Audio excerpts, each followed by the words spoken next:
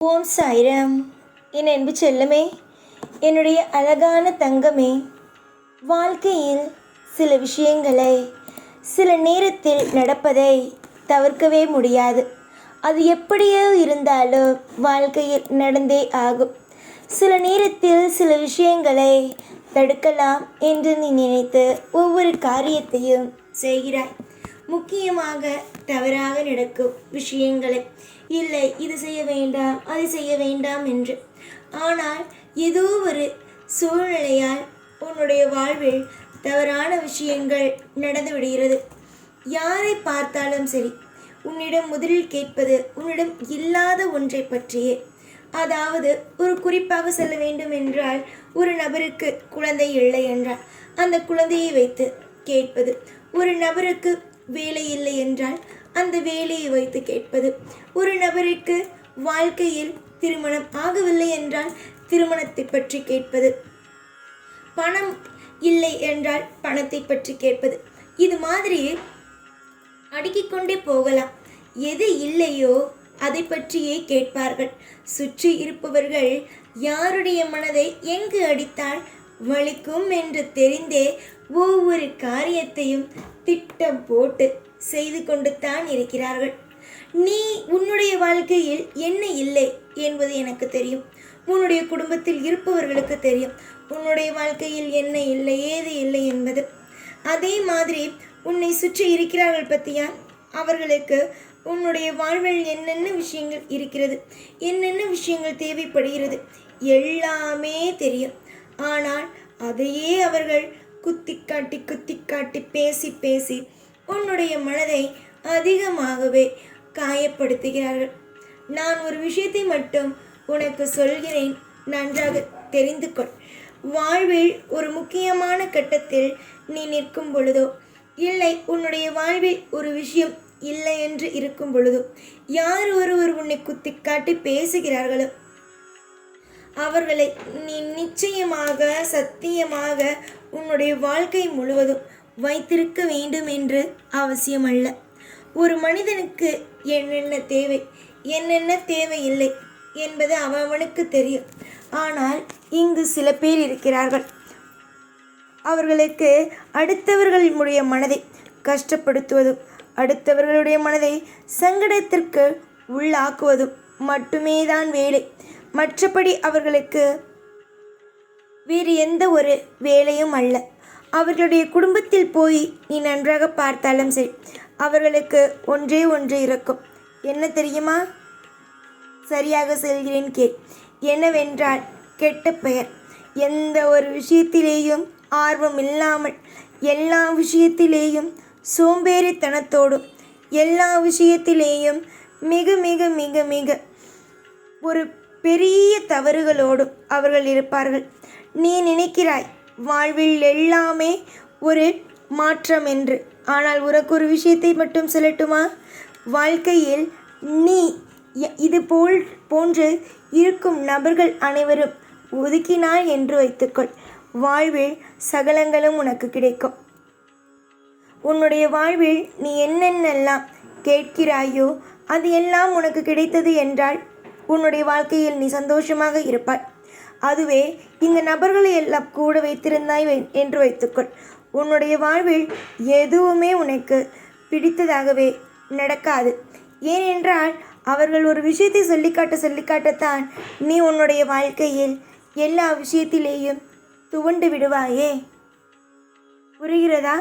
நீ ஒரு விஷயத்தை செய்ய வேண்டும், ஒரு விஷயத்தில் நல்லது நடக்க வேண்டும் என்றால் உன்னுடைய வாழ்வில் உன் கூடவே இருந்து கொண்டு, எப்பொழுதும் எல்லா நேரத்திலேயும் கூடவே இருந்து கொண்டு வாழ்வில் தொந்தரவு செய்து கொண்டு இருக்கும் நபர்களை முதலில் அடியோடு ஒதுக்கு.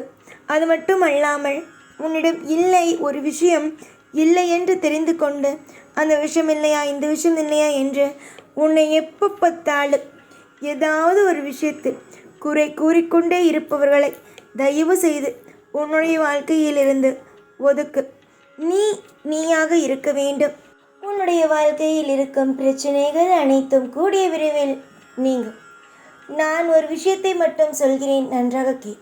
உன்னுடைய வாழ்க்கையை யார் கெடுக்க வேண்டும் என்று நினைத்தாலும் உன்னுடைய வாழ்க்கையில் யார் உன்னை மிகப்பெரிய தடையை போட்டு எப்பொழுதும் நிப்பாட்டலாம் என்று நினைத்தாலும் எல்லா நிமிஷத்திலேயும் சுதாரிப்பாக இரு.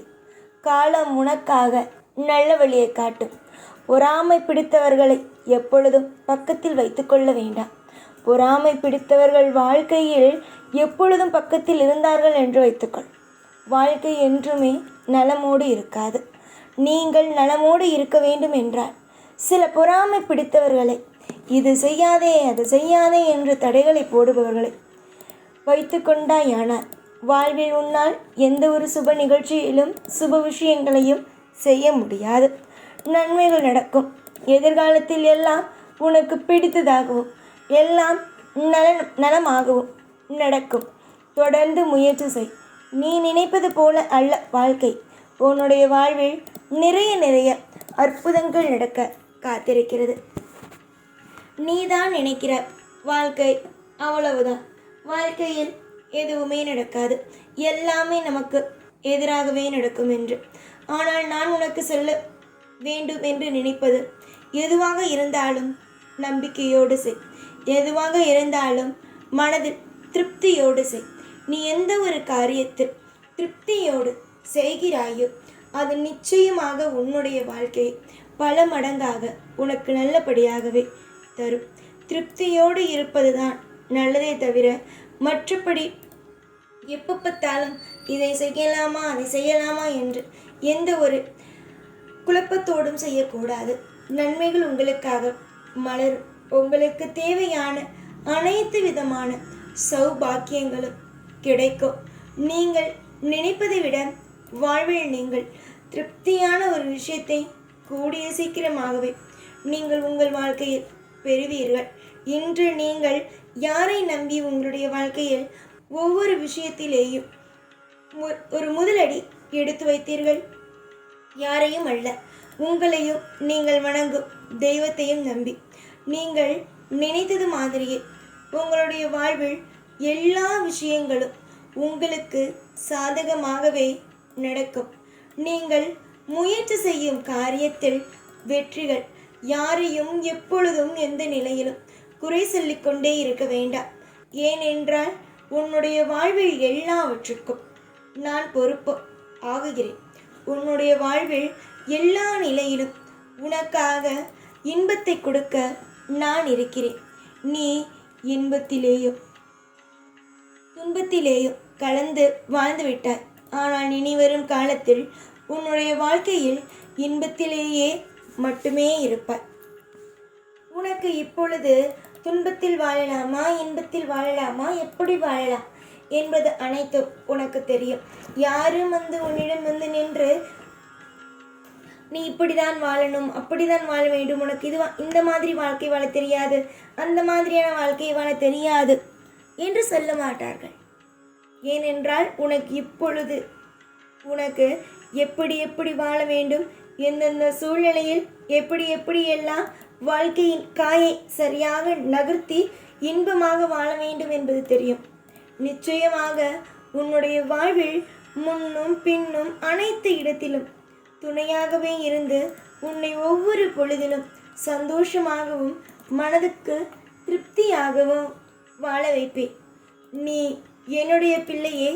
அதனால் உனக்கு குறை என்பது இனி வரும் காலத்தில் உன்னுடைய வாழ்வில் இருக்காது. குறையில்லாத வாழ்க்கையை தருவேன். நிலையான சந்தோஷமான வாழ்க்கையை நீ வாழ நான் உனக்கு எல்லா ஏற்பாடுகளையும் செய்வேன். எப்பொழுதும் அளவைக்க மாட்டேன், மறந்து விடாதே.